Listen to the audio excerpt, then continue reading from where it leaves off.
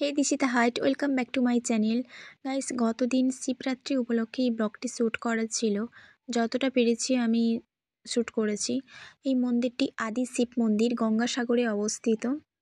এটাই তার দরজা, যেটা দেখলেন প্রথমে। এটা মন্দিরের চারপাশ এরিয়া।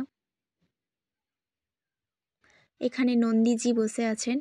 এই মন্দিরটি অনেক জাগ্রত একটি শিব মন্দির, অনেক পুরনো, বহু বছরের পুরনো এই শিব মন্দির।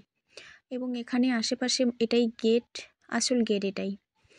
এটি বন্ধ আছে, একটি সময়ের পরে গেটটি খুলবে, তখনই শিবলিঙ্গে জল ঢালা হবে।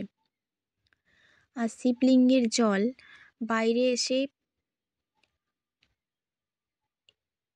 এই কুণ্ডলিতেই পড়ে।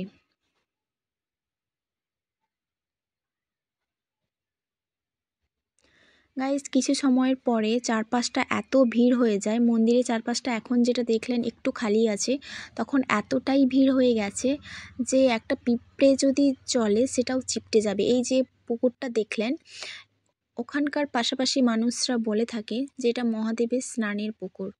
এখানে অমাবস্যা বা পূর্ণিমা তিথিতে বা বিশেষ দিনে অনেকে দেখেছে। আমি যতটা পেরেছি ক্যাপচার করেছি, পুরোটা সম্ভব হয়নি কারণ পরে প্রচুর ভিড় হয়ে গেছিল। এমনকি 8 থেকে 9 বার অঞ্জলি হয়েছে। অবশ্যই ভালো থাকবেন, সুস্থ থাকবেন। দেখা হবে নেক্সট ভিডিওতে। টাটা।